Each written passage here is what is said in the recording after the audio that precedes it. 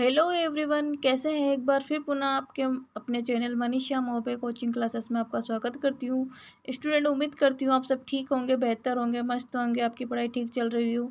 जिसमें आज हम पढ़ने वाले स्टूडेंट क्लास 11th का एनसीईआरटी टॉपिक, जिसमें चैप्टर 2 चल रहा है, जिसमें हमारा चैप्टर का नाम है परमाणु संरचना। क्या चैप्टर पढ़ रहे हैं हम? परमाणु संरचना वाले टॉपिक को पढ़ने वाले चैप्टर को, जिसमें हमारा टॉपिक रहने वाला है एनोड किरणें या केनाल किरणें या प्रोटॉन की खोज किसने की, इसके बारे में आज हम पढ़ने वाले हैं। पिछला टॉपिक हमारे कैथोड किरणें क्या थी उसके बारे में डिस्कस करा था। तो स्टूडेंट, मैं आपको एक डायग्राम के द्वारा बताती हूँ कि जैसे कि दे रखा है एनोड का मतलब एनोड किरणें या केनाल किरणें या प्रोटॉन की खोज। सीधी भाषा में कहें तो एनोड एनोड किरणें मतलब होती है धनात्मक किरणें। कैसी?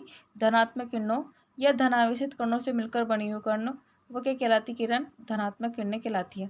तो स्टूडेंट, हम देखेंगे कि एनोड किरणें क्या होती है। तो डायग्राम के द्वारा हम देखते हैं कि जब परमाणु की जब विद्युत प्रकृति कैसी होती है? उदासीन होती है। कैसी होती है? उदासीन होती है। जब विसर्ग नली में गैसों के परमाणु में ऋण आवेशित इलेक्ट्रॉन उत्पन्न होने का आभास होता है। कैसा होता है? ऋण आवेशित इलेक्ट्रॉन उत्पन्न होने का क्या होता है? इसमें आभास होता है। तो स्टूडेंट, इसमें परमाणु के निश्चित रूप से क्या होते हैं? धन आवेशित कण भी उपस्थित होंगे। जब हमें लगेगा कि इसमें इलेक्ट्रॉन के ऋण आवेशित कण क्या इसमें विद्यमान है, तो हमें आभास हो जाएगा कि इसमें क्या है? धन आवेशित कण भी क्या हो? निश्चित रूप से उपस्थित है। तो इस बात की सूचना सर्वप्रथम हमें सन 1836 में गोल्डस्टीन वैज्ञानिक ने दी थी। किसने? ई गोल्डस्टीन ने बताया कि जब विसर्ग नली के प्रयोग से, उन्होंने क्या, एक विसर्ग नली के प्रयोग से छिद्रित कैथोड, क्या दे रखा है इसमें? ये छिद्रित कैथोड, जब छिद्रित कैथोड का उपयोग करके साबित किया कि जब निम्न दाब पर क्या है? जब निम्न दाब पर इलेक्ट्रॉन क्या होता है? जो इलेक्ट्रिक क्या होता है? डिस्चार्ज उत्पन्न करते हैं। क्या होते हैं? कोई भी इलेक्ट्रिक क्या होते हैं? डिस्चार्ज उत्पन्न करते हैं। तो किया गया, जो नए प्रकार की जो प्रकाशित किरण मिली, जो कि कैथोड छिद्रों में होकर कैथोड के विपरीत दिशा की ओर गतिशील थी। तो इन किरणों में जो धनावेशित कण उत्पन्न होता है, क्या होता है? जो धनावेशित कण उत्पन्न होता है, या जो इन किरणों से जो धन आवेशित कणों का मिलकर बनी होती है, किससे मिलकर बनी होती है? धन आवेशित कणों से मिलकर बनी होती है। तो यहाँ क्या कहलाता है? धनात्मक किरणें या एनोड किरणें या केनाल किरणें कहा जाता है। Clear student?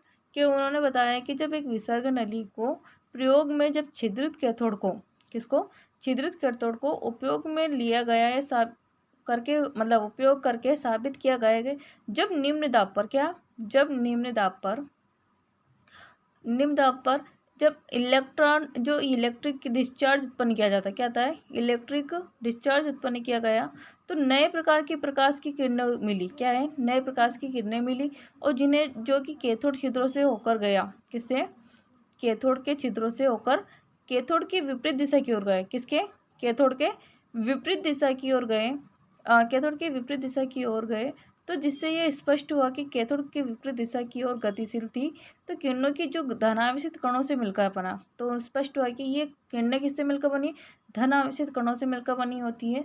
तो यहाँ एनोड किरणें धनात्मक किरणें या एनोड किरणें या केनाल किरणें कहा जाता है। क्लियर? तो उसके बाद स्टूडेंट देखते हैं कि एनोड किरणों के गुण क्या होते हैं। तो एनोड किरणों के गुण देखेंगे, उससे पहले हम देख लेते हैं इसमें एनोड किरणें अथवा केनाल किरणें क्या होती है।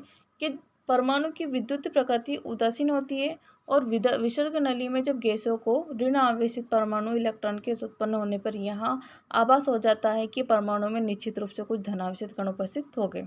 क्लियर? उसके बाद जो हमारा कैथोड किरणें की खोज किसने की थी? विलियम क्रूक्स ने की। कब? 1879 में की थी। उसके बाद देख रहा है कि एनोड किरणें की खोज किसने की? 1836 में गोल्डस्टीन ने की। ई गोल्डस्टीन वैज्ञानिक। तो एनोड किरणें क्या होती है? एनोड किरणें धनावेशित कणों से मिलकर बनी होती है, जिन्हें हम धनात्मक किरणें या एनोड किरणें भी कहा जाता है। स्टूडेंट, तो चित्र के माध्यम से हमने समझ लिया है। इसके बाद देखते हैं हम कि एनोड किरणों के गुण। तो एनोड किरणों के गुण क्या होते हैं? कि ये सब क्या होते हैं? सीधी रेखा में गमन करते हैं। क्या होते हैं? एनोड किरणें सीधी रेखा में गमन करते हैं, क्योंकि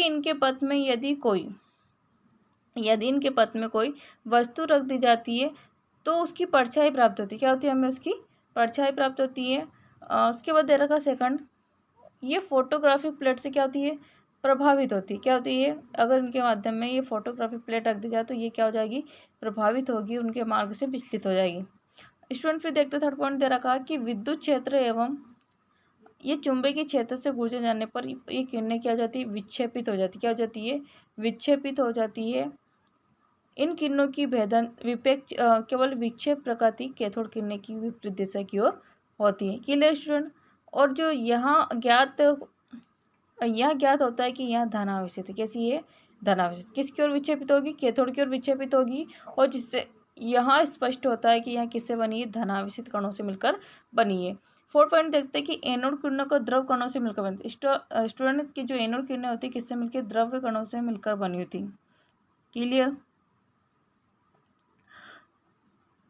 उसके बाद देखते हैं कि एनोड किरणें के अगर इनके किरणें गैसीय अणु या अगर एनोड किरणों के द्वारा गैस के अणु क्या हो जाते हैं? आयनित हो जाते हैं। क्या हो जाते हैं स्टूडेंट?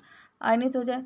स्टूडेंट क्लियर है आपको कि जो बताया गया है कि जो एक विसर्ग नली से जब इसमें क्या करते हैं हम इलेक्ट्रोड लेते हैं या निम्न ताप पर इसको विद्युत धारा प्रवाहित करते हैं, तो इसमें जो इलेक्ट्रॉन होते हैं वो धन आवेशित कणों से मिलकर बने होते हैं। किससे मिलकर बने होते हैं?